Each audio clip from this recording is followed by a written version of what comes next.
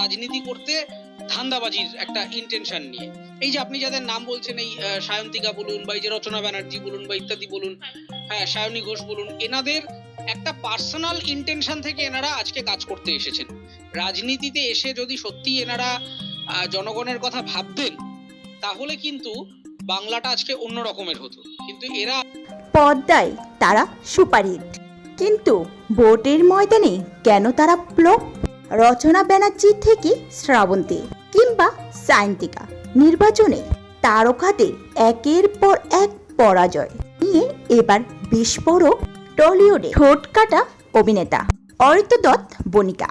যেভাবে তিনি এদের ধুয়ে দিলেন তা শুনে নেট পাড়া রীতিমতো আগুন জ্বলে উঠেছে।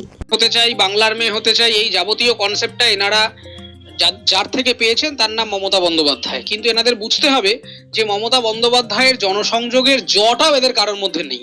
এনারা এসছেন রাজনীতি করতে ধান্দাবাজির একটা ইন্টেনশন নিয়ে। আমরা দেখেছি গ্রামার দুনিয়ার নামি দামি তারকারাই যখনই রাজনীতির মাঠে নামেন সাধারণ মানুষের মনের ভাষা বুঝতে প্রায় ভুল করে পড়েন। সায়ন্তিকা গড়ের মেয়ে হওয়া কিংবা শ্রাবন্তী, রচনা ব্যানার্জি মতো গ্রামার্স প্রচার সব কিছুকে সেফ ভোটের সস্তা স্কিপ বলে তীব্র কটাক্ষ করেছেন অরিত্র। তার সাফ কথা, জনগণ এখন আর শুধু রূপালীর পর্দায় মুখ দেখে ভোট দেয় না, তারা কাজ চায়। তো 10-12 বছর ধরে দেখলাম কি ধরনের উন্নয়ন হলো, সব তো ভাতায় এসে আটকে গেল। সমস্ত তো ডোনেশনে, পুরো গল্পটাই চলছে ডোনেশনে, ভাতায়। আমরা ডোনেশন, ভিক্ষা, অনুদান ইত্যাদি চাইছি না।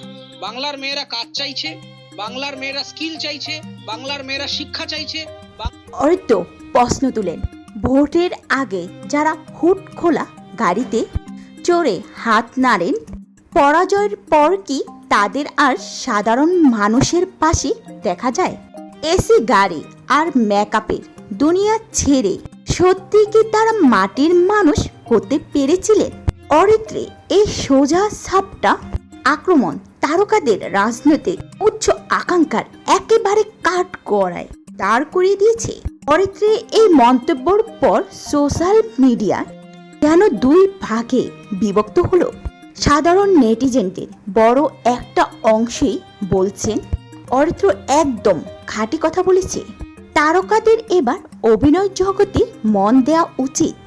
অন্যদিকে ফ্যান বলছে রাজনীতিতে হার জিত থাকবে, তাই বলে এভাবে ব্যক্তিগত আক্রমণ একেবারেই ঠিক নয়। অরিত্র দত্ত বণিকের এই কড়া সমালোচনার সাথে আপনি কি একমত? আপনার মূল্যবান মতামতটি নিচে কমেন্ট করে জানান।